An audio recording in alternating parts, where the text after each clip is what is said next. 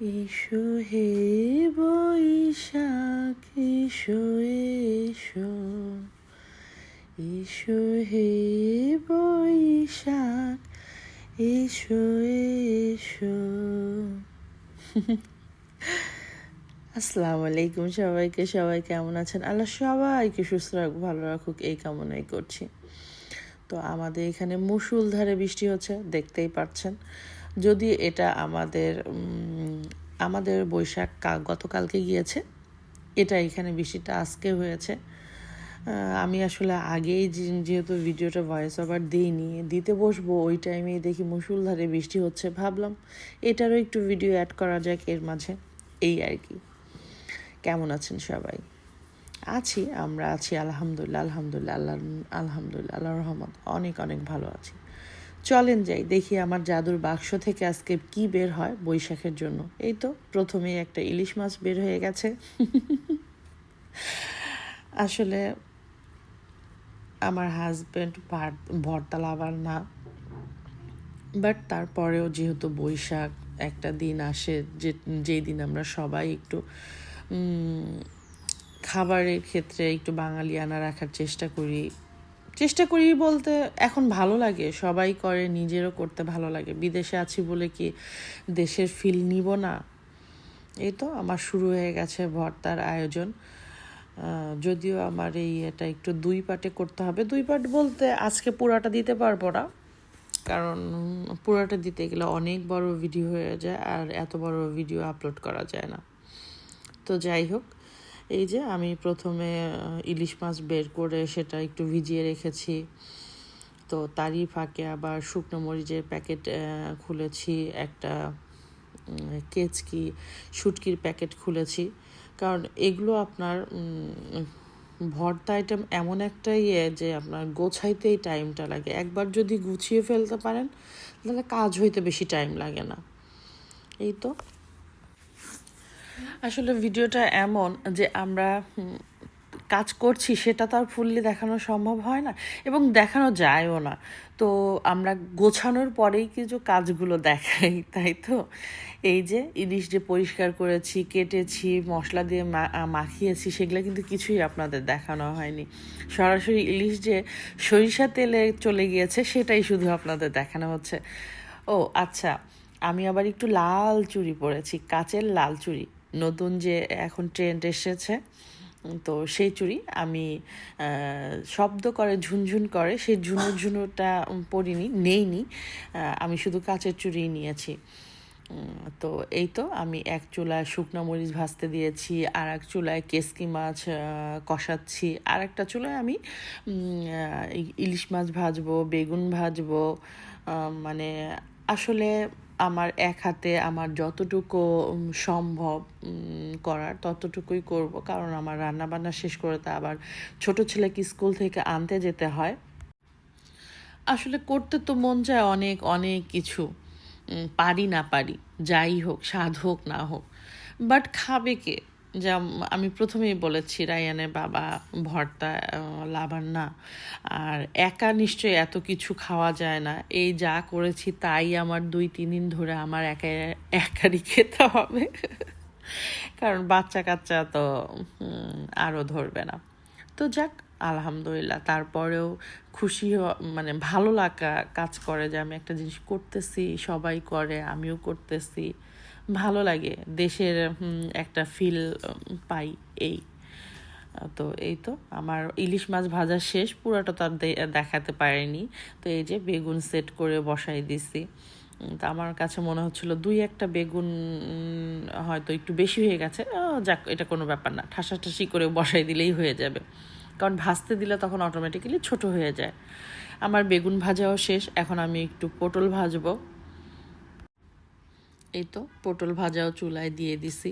আসলে একটার পর একটা কাজ হয়তো আমি এখানে ভিডিওতে সেট করে আপনাদের দেখাচ্ছি, কিন্তু করার সময় একটু একটু তো মানে হজবরল হয়েই যায়, কারণ এক হাতে করতে হয়, এক হাতে কাটো, এক হাতে বাছো, এক হাতে সেটা রান্না করো, প্লাস আবার সেটা গোছাও, সব কিছু মিলে। এরই ফাঁকে আমি আবার একটু ঘন করে টমেটো দিয়ে ডালও রান্না করেছি। আমার টমেটো ডাল অনেক পছন্দ, অনেক পছন্দ। আর ডালটা যে ইয়ামি হয়েছিল, মাশাল্লাহ মাশাল্লাহ। তো এই তো আমি একটু ডালটা নেড়েচে আপনাদের দেখাচ্ছি। আসলে একটু ধনিয়া পাতা লাস্টের দিকে একটু ধনিয়া পাতা দিলে ভালো লাগে, তো সেই ধনিয়া পাতা দিলাম। তো এরই মাঝে আমি যে ভর্তাগুলো করব সেগুলো সেদ্ধ করা শেষ। এখন জাস্ট এই যে পেঁয়াজ মরিচ সরিষার তেল দিয়ে আগে পেঁয়াজ মরিচগুলোকে মাখিয়ে নিয়ে আমি পরবর্তীতে এটাকে আপনার যে ভর্তা করব সেখানে যতটুকু লাগবে ততটুকু নিব। আমি আবার শুকনো মরিচটা দিইনি, কারণ শুকনো মরিচটা আমার ভালো লাগে না, প্লাস রায়ানে বাবাও খেতে চায় না। যা শুধু কাঁচা পেঁয়াজটা দিয়েছি। পেঁয়াজ বেরেস্তা ছিল, কিন্তু আজকে আমার অরিজিনাল কাঁচা পেঁয়াজ দিয়েই খেতে মন চাচ্ছিল, যে ভর্তা আসলে কাঁচা পেঁয়াজ দিয়েই ভালো লাগে। তো এই তো আমার পেঁয়াজ মরিচ ভর্তা হয়ে গেছে, পেঁয়াজ মরিচের ভর্তা শেষ। তো ওইখান থেকে আমি পরিমাণ মতো উঠায় রাখতেছি। প্রথমে আমি আলু ভর্তা করব, তো আলু ভর্তা যতটুকু লাগবে ততটুকু রেখে আর বাড়তিটুকু আলাদা একটা বাটিতে রাখতেছি, কারণ আরও একটা ভর্তা করব, সেখানে এই মরিচের ভর্তা তো লাগবে।